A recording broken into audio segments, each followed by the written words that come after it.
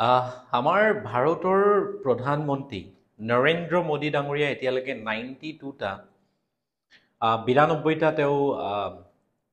international trip কৰিলে আৰু তাৰ 78টা তেওঁ কাণ্ট্ৰি এতিয়ালৈকে ভিজিট কৰিলে এজ এ PM ৰিচেণ্টলি তেওঁ চাইনা গৈছে বা ৰিচেণ্টলি তেওঁ জাপানো গৈছে এতিয়া নৰেন্দ্ৰ মোদী ডাঙৰীয়ালে এটা অনুৰোধ নেক্সট টাইম যেতিয়া চাইনা বা জাপান বা ইউনাইটেড ষ্টেট বা অষ্ট্ৰেলিয়া এইবিলাক কাণ্ট্ৰি যেতিয়া আপুনি ভিজিট কৰিব স্পেচিয়েলি চাইনা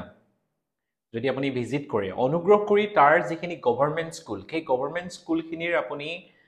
কেনেকুৱা ধৰণৰ সা সুবিধা তাত প্ৰদান কৰে কেনেকুৱা ধৰণৰ এডুকেশ্যন হয় সেইখিনি অনুগ্ৰহ কৰি এবাৰ ভিজিট কৰাটো দৰকাৰ আৰু তাৰ পৰা যদি কিবা পাৰি আমাৰ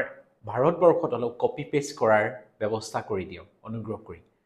কাৰণ আমাৰ ভাৰতবৰ্ষৰ আজি শিক্ষা ব্যৱস্থা একেবাৰে পয়া লগা অৱস্থা আজি আমাৰ ভাৰতবৰ্ষৰ চাৰিওফালে লগতে অসমত বিশেষকৈ চাৰিওফালে কাঠফুলাৰ দৰে প্ৰাইভেট স্কুলবিলাকে ধন ধৰি উঠিছে আৰু নুঠিবওনো কিয় কাৰণ তেওঁলোকে বিজনেছ কৰিছে ডেফিনেটলি আৰু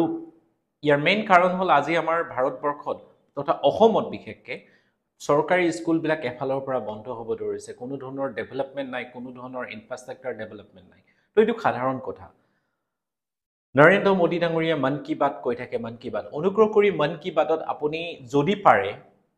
অনুগ্ৰহ কৰি মেছেজটো পঠিয়াই দিয়ক তেওঁলৈ অনুগ্ৰহ কৰি আমাৰ ভাৰতবৰ্ষৰ শিক্ষা ব্যৱস্থাৰ ওপৰতো আপোনাৰ মন কি বাত কওক আপোনাৰ মনৰ কথা কওক ভাৰতবৰ্ষৰ চৰকাৰী শিক্ষা ব্যৱস্থা কেনেকুৱা হোৱাটো প্ৰয়োজন এতিয়াও আমাৰ ভাৰতবৰ্ষত যি আমাৰ এডুকেশ্যনৰ বাজেট সেই বাজেট 6.22% হয় অনুগ্ৰহ কৰি এইটো বঢ়াই পেলাই এটলিষ্ট 15-20% কৰক তেতিয়া আমাৰ ভাৰতবৰ্ষৰ শিক্ষা ব্যৱস্থাৰ উন্নতি হ'ব যেতিয়া শিক্ষা ব্যৱস্থাৰ উন্নতি হ'ব আমাৰ ভাৰতবৰ্ষ এনেই গ্ৰ' হ'ব গতিকে এইবিলাক ক্ষেত্ৰত অনুগ্ৰহ কৰি আমাৰ চৰকাৰে গুৰুত্ব দিয়া দৰকাৰ আছে অকল কাণ্ট্ৰি ভিজিট কৰি থাকিলে নহ'ব তাৰ পৰা যাতে আমি কিবা এটা শিক্ষা ল'ব পাৰোঁ সেইটো ব্যৱস্থা কৰাটো দৰকাৰ আমাৰ জনতাৰ টকা পইচা আৰু কিমান খৰচ কৰিব এইবিলাকতে কিবা এটা ভাল কামত খৰচ কৰিলে ভাল